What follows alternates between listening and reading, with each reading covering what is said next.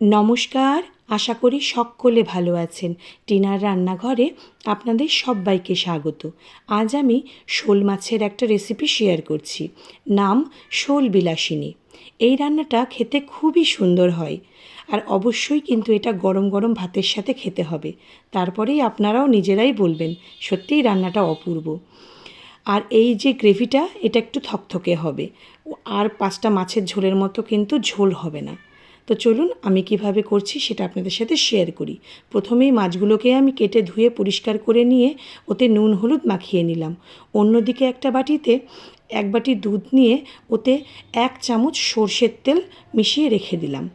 অন্যদিকে কড়াইতে তেল গরম করে মাছগুলোকে এক এক করে ভেজে আমি তুলে নিয়েছি। এবার ওই তেলেই আমি তেজপাতা, শুকনো লঙ্কা আর গোটা গরম মশলা ফোড়ন দিয়ে দিলাম পেঁয়াজ বাটা। পেঁয়াজ বাটাগুলোকে একটু নেড়েই আমি দিয়ে দেব 2 চামচ মতো রসুন বাটা। সেগুলোকেও হালকা নেড়ে নিয়েই আমি ওর মধ্যেই দিয়ে দেব 1 চামচ মতো আদা বাটা। এবার সমস্ত মশলাগুলোকে আমি সুন্দরভাবে নেড়ে নিয়ে স্বাদ মতো হলুদ, নুন এগুলো দিয়ে দিলাম। তারপরেই আমি দিয়ে দেব ওই টিফিন চামচের 1 চামচ মতো চিনি, আপনারা না দিতেও পারেন। আর কালারের জন্য আমি দিয়ে দিলাম কাশ্মীরি লঙ্কার গুঁড়ো।